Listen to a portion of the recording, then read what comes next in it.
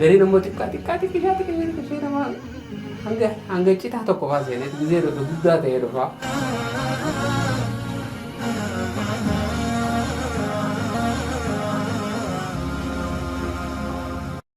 Dhugaa keetti har'a addunyaan akkuma isin jeessanii barnootaan hiree jirtu fayyadamteet barnootaan sadarkaa tooppii jaamerra jirti har'a addunyaan waa barachuu jechuudha.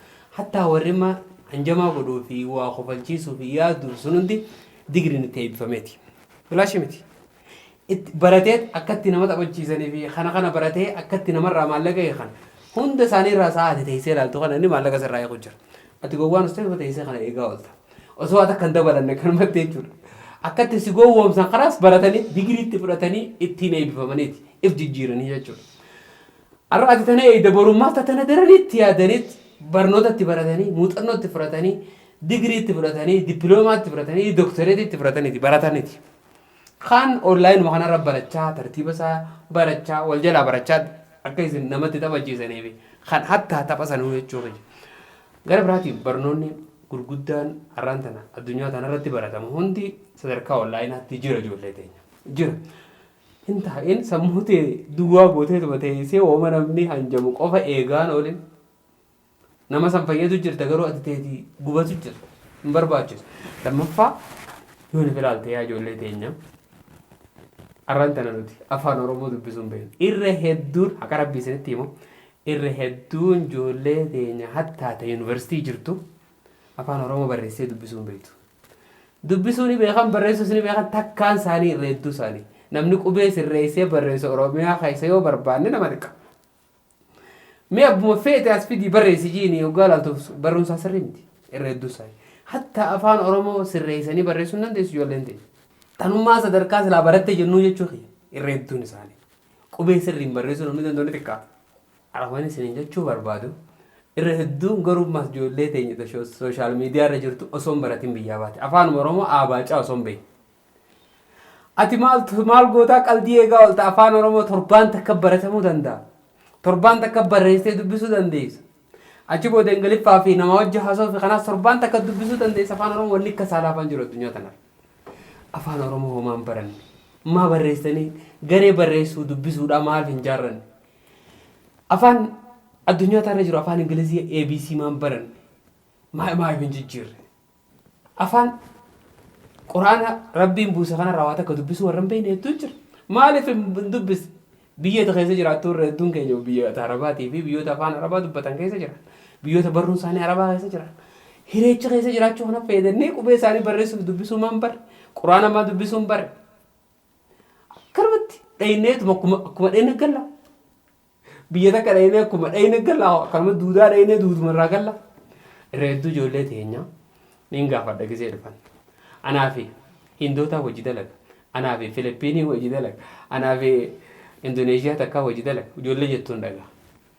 Mindaan isaanii ijoolleen amma sii rakkaa kana yoo teenya mindaan isaanii fakkeenyaaf kuma takka ta'e tasaanii kuma 4 faadha. Sirra dalaganii jettee yoo gaafanne dalagaa guutummaatti dalagaa itti teenya. Maaliif mindaan isaanii sirra guddaa jennaan biyya baratte irraa dhufte. Ijoolleen Itoophiyaa ajaa'ila uumaan beektu nuun jaanii. Wallahi waan akkanaatiin dhagaa. Waan dalagaadhaan ijoollee waa takka lafaa ol kaaftee fuutuu hin beekne sababa mindaan isaanii itti guddaa ta'e maal jennaan hawaasa baratte keessaa dhufte isii warra barate irraa. Biyya baratte irraa dhufte biyya doomaa irraa dhuftan jechuudhaaf mindaa keenyallee daka gabbuusan nuti gisee hunda dalagaadhaan dhukkee irraa kaasan. Maal hin jijjiirre? Doonaa baatee hin jijjiirre eenyu dhaloota kana jijjiira? Hawaasa barate tokko akkamitti ta'uu danda'a doonaa baatee hin baranne? Yaadi.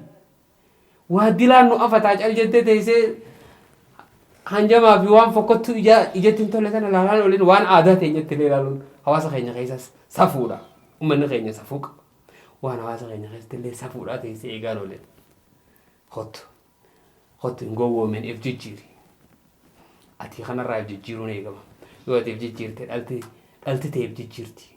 Boru ganama ati ilma horkattee akka itti guddistu san yoo har'an baratiin akkam tura. Yaadisiin jenna asumaan balessa keenya Saadiq mee barsiisota afaan Oromoo beekan jiru. Ijoollee teenya yuunivarsiitii irraa baatee biyyoota Arabaa kana keessaa fi biyyoota fakkeenya biyyoota Arabaa qofaa miti biyyoota Faranjoota kana keessa biyyoota adda addaa kana keessa faca'anii yoo barnoota immoo sadarkaa yuunivarsiitii irraa eebbifamanii qaban. Gariin isaanii kutaa 12 baratanii qaban. Gariin isaanii kutaa 11 baratanii qaban. Gariin isaanii darasummaa dhukkee irraa qaaftee kitaaba meeqa nyaatanii fixanii darasummaa isa irraanfatanii irraanfatanii kataa jiran jiru. Beekumsaa ilmii buluu hariyaada tajriida tafsiira beekan. Garuu hawaasummaa ijoollee laaqamanii jiraachuu jiran. Barsiisonni jechuudha. Barsiisuu kan danda'an hawaasa kana jijjiiruu kan danda'an kan ittiin dammaqeen hedduu jira. Mee barsiisotaaf maal laamta? Gaaffii bareedaa na gaafattanii duraan durseetiin waa barachuu irratti gareen biiftuu islaamaatii fi akkasuma garee al-hayaatii fi daandii guddinaa yoo jennu baay'ee hedduu takka garaana nyaatas hin jaaladha. Maaliif jennaaniin bu'aa hedduu irraa buufadhe namni waa barachuu barumsa guddaa baratee sammuu ofiitii bu'aa buufachuu dhiisaati. Gorsuma tokko kaachirra namaaf dabru jechaadha. Isuma tokko dhageeffatanii nama waa beekuu irraa dhageeffatanii ittiin jedhan bu'aa namaaf buusa. Gaaf tokko adiyoo keessan tokkoon dhageeffadhe gaafa isin dhaamsoo nuu dhaamtanii ijoollee waa lama malee wanni bakka taa'anii nama dhuftu hin jirtu jettanii dhaamsa nuu dhaamtan wallaalummaa fi hiyyummaa malee jettan. Kanaaf jennaan jechi sun dhugaadha. Nuti ammoo osoo bakka gaariin oolini osoo garee kanatti hin dabalamini jechuma san hin qaban jechuma lamaa san qabachuu hin danda'an. Maaliif nami tokko yoon baratii wallaalummaa keessaa bahuu hin danda'u bakki mataa isanii hafa dukkanaa'eetum olii gabbayus akka itti galee deebi'u akka itti galus hin jiru as bahees hin deebi'u. Deebi'eetiin akkasuma nami tokko yoon dalagiyyoo achuma taa'ee achumatti akkuma itti bariitee itti kadhiitu taate jijjiiramuu hin danda'u. Qabeenya argachuu hin danda'u. Wanni hundinuu akhiratti illee addunyatti illee nama socho'e keessa waa jiran nama waa barate keessa waa jiran addunyatti illee akhiratti illee. Isa kanaaf jennaan haala barumsaa irraa yoo fudhanneetiin jenne haala garee al-hayaatii fi biiftuu islaamaa daandii guddinaa seenaa guddaa qaba. Nama hedduutu quraanas achirra baratee lubbuu fi ittiin fayyadeera. Akkasuma aqiidaas maal akka ta'e addaan baafate nutis akka nasbeetiyyaatitti waa hedduu garee kanarraa baradhe. Fakkeenyaaf islaamummaa tanan beekaa islaam ofiin jedha malee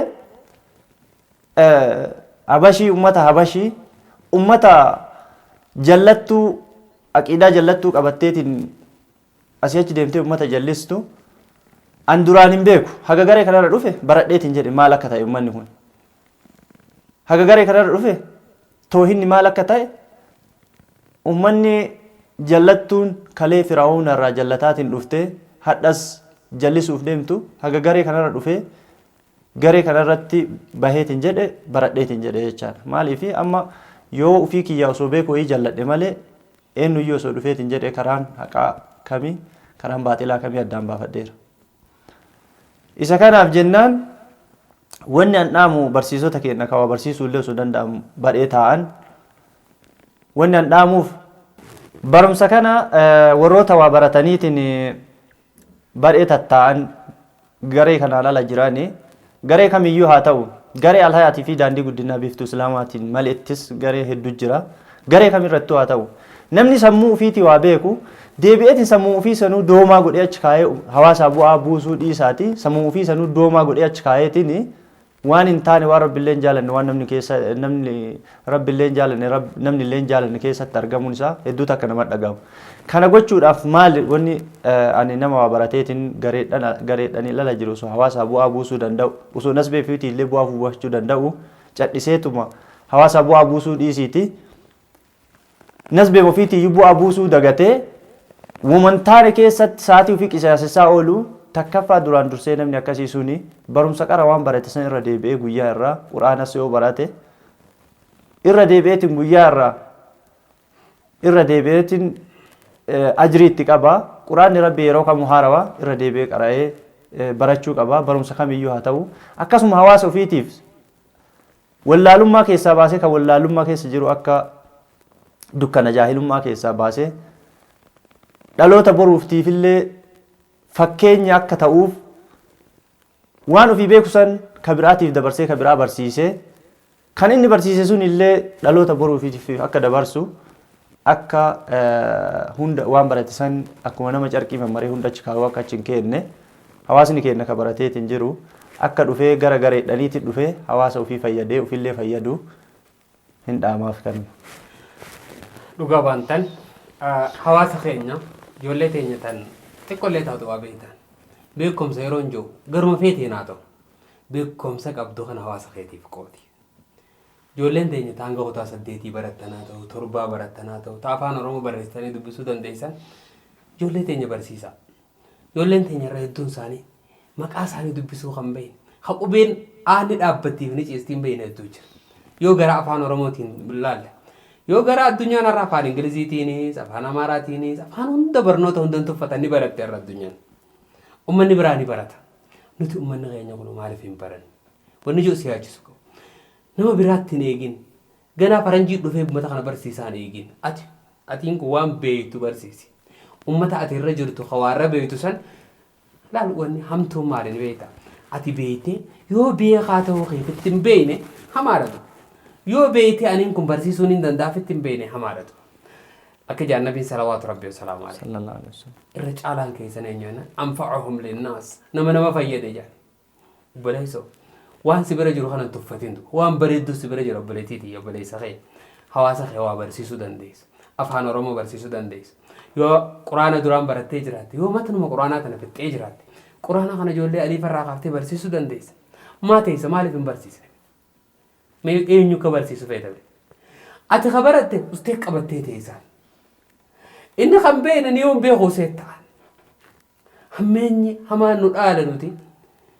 Hawaasni keenya ifii isaaniitti walii yaadee beekaan beekattiif beekee barsiisuu dhabuudha. Beekaan ati qooyi nama tokko quraana barsiisu Bukaarii Musliim fitu qabda. Nama tokko quraana qaraasisuuf Abu Daawudii fi Tirmizii fixxee beekaa ta'uu qabda. Ballighuu annii walau aayaa nabiin aayatuma tokkollee taatu waan beektan geessaan hun jeen namtichaatu. Dhiyeenya kana Ustaaz Ayyuub irraa akkaan dhageetti namticha tokkotu islaame. Wayita islaamoo guyyuma islaamee kana maal jechuu dhaga'e ballighuu annii walau aayaa aayata takkallee taatu waan dhageessan narraa geessaadha jeen jechuu kana dhaga'e.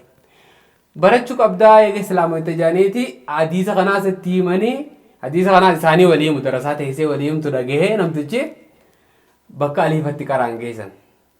Aliiffatatee ni an, aliif kisratee ni in, aliif dummatee ni on, baafatatee ni ban, baa kisratee ni bin, baa dummatee ni bun. Hanga ta'a qara'eeti ka'ee deeme. Galgala masgiida dhaqeeti uummanni masgiida ishaayii afaan gubbaa guutee jiru. Jara keenya.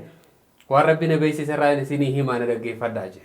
Aliiffatatee ni an jaana jala. Aliiffatatee ni an in on biyya guutuu jechisiise. Baafatatee ni ban baa kisratee ni bin baa dummatee ni bun ban bin bun jechisiise masgiida guutuu. Taafatatee ni tan ammas tifama. Hanga saa qaree hanga saa inni jechisiise. Waan inni isin jechisiiseef ni beeytanii jeen.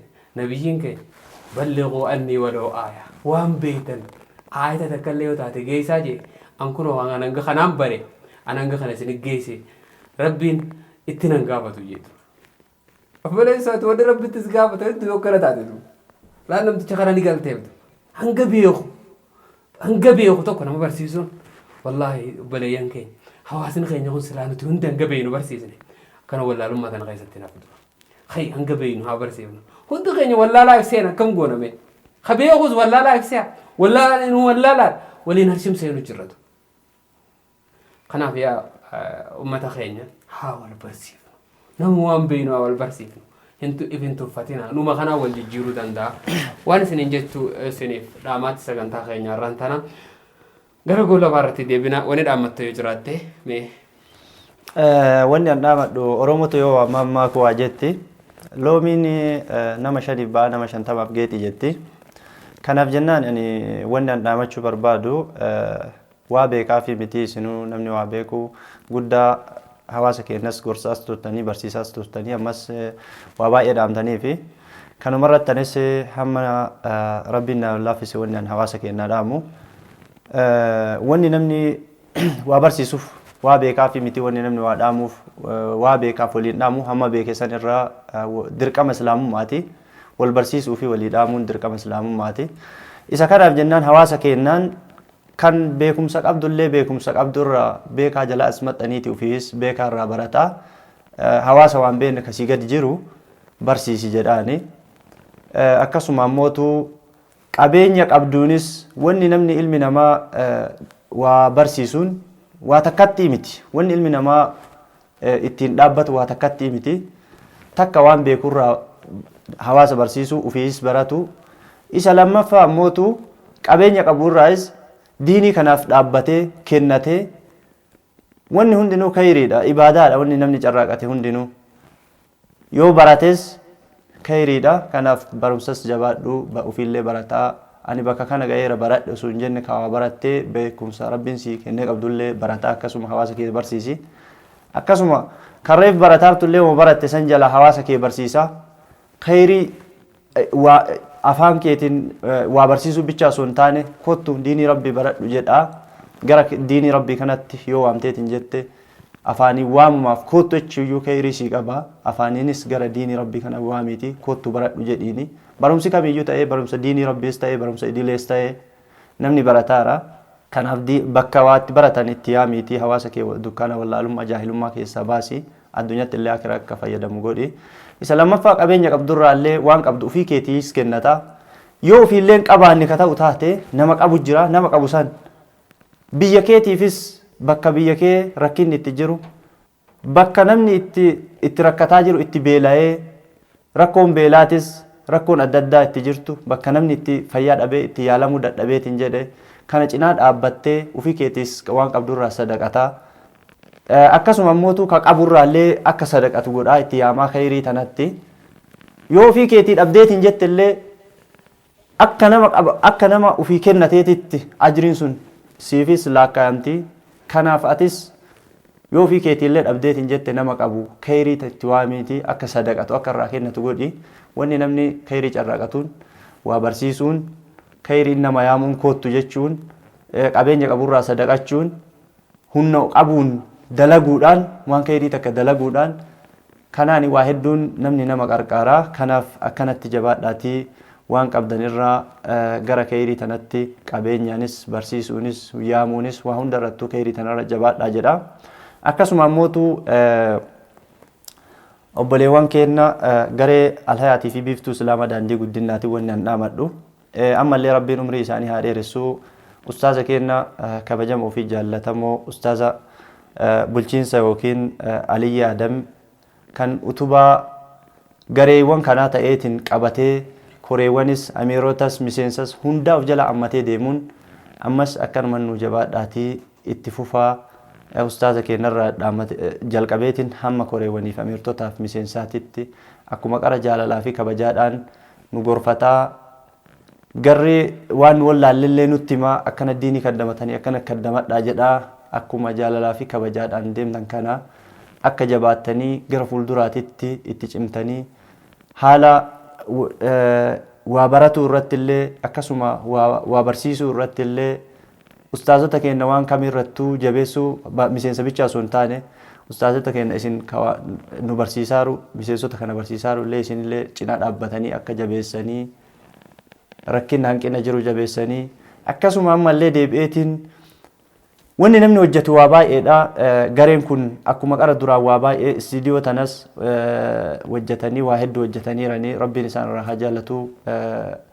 Rakkataa cinaas dhaabbachuus waa hedduus daraan itti cimanii ammootuu deebaniitiin bakka bareedduu wayii waan bareedduu waan gaarii wayii tolchaniitis akkuma qara itti yaadaaran kana akka itti yaadaniitiin hojjetan itti dhaamadha. Isa lammaffaa ammootu namni tokko eega karaa biyyaa galeetiin jedhe kan karaa biyyaa as galullee karaa biyyaa eega galeetiin jedhe an biyya galee jedhe garee kanallee dagachuu sun qabne.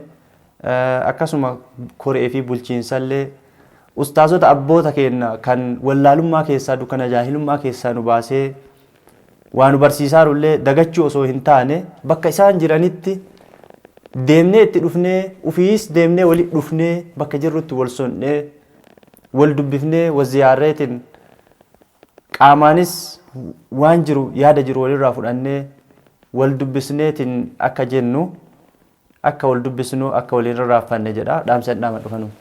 baay'ee galatoomii gara stuudiyoo teenyaatti dhuftee dhaamsa bareedaa hannoo dhaamoo keetiif baay'ee si galateeffannaa ijoollee teenya garee teenyaa TV akkasuma bootaalee adda addaa addunyaarraa sagantaa keenya kana kan laalaa jirtan inshallah sagantaa keenyaarraan tana kana walii galchina gaafa biraatis keessummaa biraa qabadheen dhufaa nagaa naaf tura. Assalaamu alaykum wa rahmatullahi wa barakatuh.